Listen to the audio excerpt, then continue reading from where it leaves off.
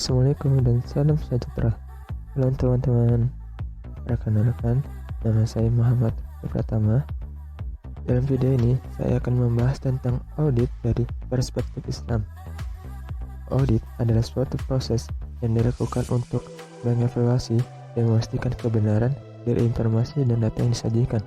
Namun, bagaimana sebenarnya perspektif Islam terhadap audit? Mari kita pelajari lebih lanjut. Sebelum membahas tentang perspektif Islam terhadap audit, mari kita terlebih dahulu mengenal apa itu audit. Secara umum, audit adalah suatu proses yang dilakukan oleh auditor atau tim audit untuk mengevaluasi, menguji, dan memeriksa kebenaran dari informasi keuangan suatu organisasi atau entitas bisnis. Dalam Islam, audit juga memiliki peran penting.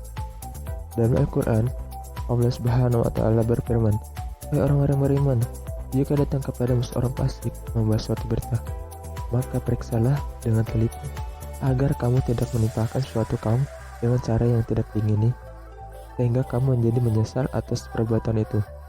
Ayat tersebut mengajarkan kepada kita bahwa kita harus memeriksa kebenaran informasi sebelum menyebarluaskan atau mengambil tindakan apapun.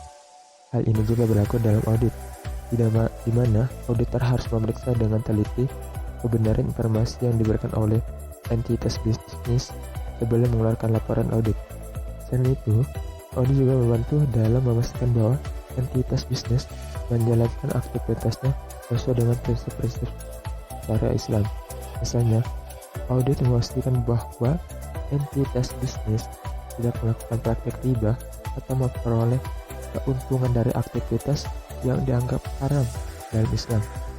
Penerapan prinsip-prinsip syariat ini telah ditetapkan oleh Allah dalam Al-Quran sebagaimana yang terdapat dalam surah Al-Yasyia ayat 18, yang artinya, "Kemudian kami jadikan kamu berada di atas suatu syariat peraturan dari urusan agama itu, maka ikutilah syariat itu dan janganlah kamu ikuti hawa nafsu orang-orang yang tidak mengetahui." Dan pada dasarnya, aktivitas audit terdapat dalam Al-Quran, diantaranya adalah yang terdapat dalam surah Al-Infitor ayat 10-12, yang artinya, "Padahal bagi kamu ada malaikat-malaikat yang mengawasi pekerjaanmu yang mulia di sisi Allah dan mencatat pekerjaan-pekerjaanmu itu.